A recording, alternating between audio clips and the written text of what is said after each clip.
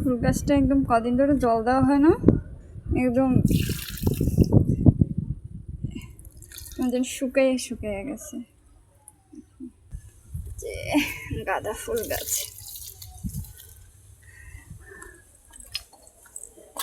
এই সাইডে আমার গোলাপ গাছ,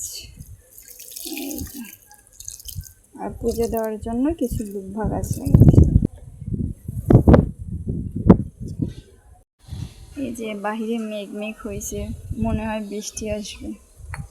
তারপরে এত গরম, এত বৃষ্টি বাতাস, তারপরেও গরম কমে না।